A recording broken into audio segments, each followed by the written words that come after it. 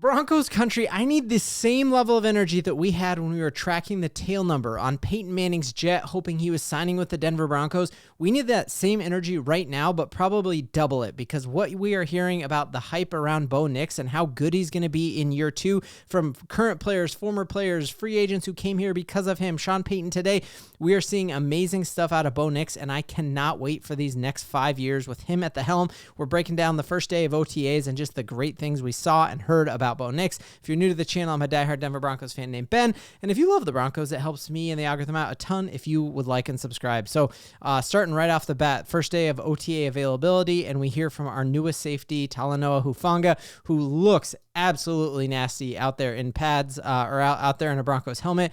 I'm digging this leg tattoo. I think when the Broncos win a Super Bowl, I'm getting a leg tattoo, and it's just I'm gonna look just as jacked as him, I'm sure. But he was asked, like, hey, why'd you pick Denver? And we know when he picked Denver, it was a cascading effect that then drew Dre Greenlaw in. And he said, you know what, all respect to Brock Purdy, but I watched the tape. I was hurt some last year, and I got to watch a bunch of teams, and I loved what I saw out of Bo Nix, and he chose Bo Nix over a top 10 paid quarterback in Brock Purdy and the genius offensive coordinator in Kyle Shanahan and their head coach. He chose Sean Payton and Bo Nix over Brock Purdy and Kyle Shanahan. That should speak volumes. We heard the same thing from Evan Ingram, who said, I saw tape of Herbert and Bo Nix, and I picked Bo Nix. We saw RJ Harvey say, I actually had the Broncos circled as a team I hoped drafted me because of Bo Nix. And it goes beyond teams who like might have a prerogative or a bias as to say that. Of course, Talanoa, you're here, so now you got to gush him up. But how about Vonn Miller? He talked about he's going to play one more year in the league, and he doesn't think it's going to be for the Broncos because we already have great edge rushers. But he said, I was in Denver when they were on a quarterback carousel, and they have officially ended the quarterback carousel. It's come to a screeching halt. And he said, they have a quarterback. I've seen him. I've actually played against him in a playoff game, and he is the real deal. So we're just hearing like a preponderance of evidence proving that Bo Nix is great. And we already knew that. Like, we look at, he had a top 4 EPA in the entire NFL over his last, from week 10 on.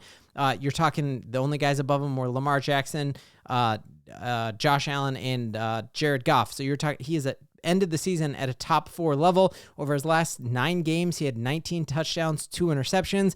He was 6th in the NFL when it comes to throwing touchdown passes as a rookie. And one of the things that makes that even just like wild is hearing how far behind the 8 ball he had to start last year. Like, we take that for granted. We say, oh, he did that as a rookie, but truly think about what he actually did. So we heard him today talk about, hey, what I did last year, that was nothing. Like, that is my floor. I have a lot to still prove. We see that he is still planning on grinding, and he thinks he's just hitting his floor of what he can do.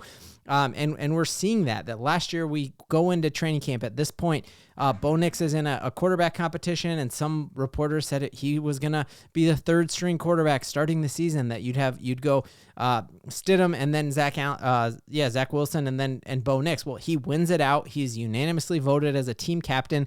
And now you see that progression go to the next level as he's out here coaching veteran players and telling them how exactly he wants them to run each and every route. So when you're talking about why am I confident he is not going to have a sophomore slump, well, first off, Sean Payton said he's not. And secondly, you just see that, yes, teams are going to have more time to prepare for him this year, and they have film on him, but Bo Nix comes in knowing this lingo. We heard all last offseason about how complex Sean Payton's playbook is, and what did Sean Payton come out and say today? That the words are just coming out of his mouth immediately. Sean Payton calls the play, and he is getting it out there, and Bo Nix said, it helps a lot because when I get to the line of scrimmage, I'm not trying to rattle through my play and remember what routes our guys are doing. Instead, I'm coming to the play, and I don't even have to think. All I'm thinking about is what is the defense doing. So you're telling me Bo Nix, who's a supercomputer processor already, is coming to the line of scrimmage just ready to dissect that defense and put the ball where it needs to be. I don't think you have to worry about a sophomore slump. I think you have to worry about a sophomore surge for him because he is coming in with a distinct advantage of like an entire offseason knowing this playbook. He came and talked about how this was his first time dating back all the way to high school to having a continuity there between your signal caller and him. And that's just a wild advantage that he has because we saw what he did, not even being a starter, being a 3rd string quarterback coming into the season to now people saying he's Coach Bo out on the field. And I think he is going to hit the ground running, and whatever you picked for the Broncos to win next year, you probably should add at least 2 games to that because he looks absolutely fantastic. On top of that, We heard Sean Payton gush about Marvin Mims and how they really hit their groove at the end of the season. It was, he had those 2 touchdowns against the Cincinnati Bengals, and it was like once we figured out how to use Marvin, he hit the ground running, and he's an incredible receiver and a returner. And Sean Payton said, you know what, I think the same type of jump that we saw last year out of Marvin Mims, you're going to see this year out of Troy Franklin. So for all the folks saying we should have added more talent to this roster for Bo, we have that talent here, and Sean Payton showed you not just in what he told Kay Adams, but in actually his actions, and we're starting to see that kind of manifest itself just on the field. Like we're seeing that Oregon connection that we were hoping to see a lot more of last year that we didn't really see until that playoff game, and you're seeing it from day one where he was just making some incredible catches out there, and you see Bo's arm strength just on full display, which is pretty incredible for Captain Checkdown, as the media had dubbed him, but you just see that ball rockets out of his hand.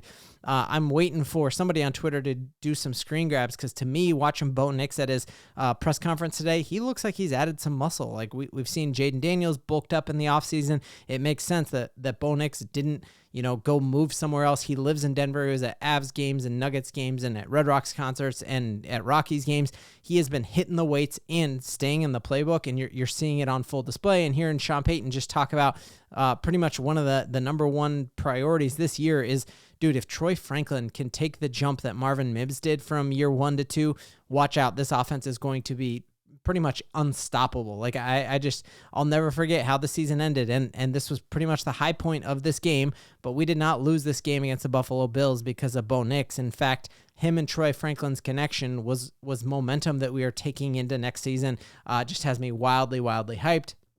Also hearing a lot just about the Bo Nix connection to RJ Harvey and just what a great addition that's going to be, not just as a running back, but also as a pass catcher. We saw him just eat up wheel routes when he was at UCF, and you're seeing those connections here in OTAs as well. So a lot to be wildly hyped, because we did add talent to this roster to help Bo Nix, and it's going to be partially Troy Franklin and Devon Vele staying healthy and taking steps forward. And then it's also, we have a running back who we're going to break down tomorrow more in depth from what we saw in this practice, but this is the best running back Bo Nix has played with, going back to college for sure, but I think this is the best running back, if he stays healthy, that we've had since first year Javonte.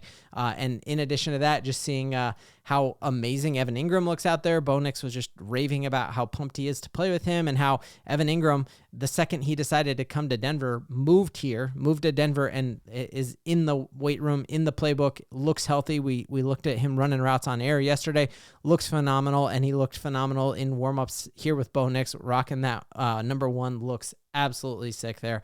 The one maybe downside here is that the Denver Broncos did not have Jonathan Franklin Myers at today's OTAs. Sean Payton came out and kind of put all of our fears to rest about that and said these are all voluntary at this point. And it's not like John Franklin Myers is out on a yacht passing around white or yellow, pink substances. Instead, we're seeing him tweet out images and GIFs and all that kind of stuff of him actually working out with BT Jordan, the pass rush specialist who's worked with a lot of Broncos edge rushers, and he is grinding really hard. Sean Payton said he's actually had a really, really good offseason, and then they asked him, hey, how are contract talks going with John Franklin Myers? And he said they're going really good. Really good. And he left it at that. So a lot to be incredibly hyped about. I truly have not been this excited about Broncos OTAs, Broncos training camp, dating back to the Payton Manning era, because we know how this season ended. We know as people who cover this team that Bo Nix is not going to have a sophomore slump. He is just going to keep getting better. Also exciting to see the Walton Penner ownership group, the richest ownership group in sports, continue to invest in this team, because you got Bo Nix as a talent magnet. Guys want to come and play with him, but also having the nicest facility in the NFL will be another magnet to keep getting top free agents to choose the Denver Broncos. And it's crazy to just see, this is a picture out there by Ryan Green of DNVR. This is the famous hill that I've sat on more times than I can remember, and most of my sunburns have happened on this hill. And you just see this facility going up, and it's going to be the best facility in sports. We've seen the renderings of it, and it's just going to be another competitive advantage that we have in Denver.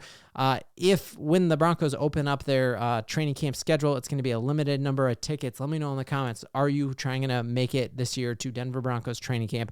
It would be sick to see some of y'all there, but we've got The future is as bright as it has been since we first got Payton Manning, and that is something that we can all believe in. Ceiling.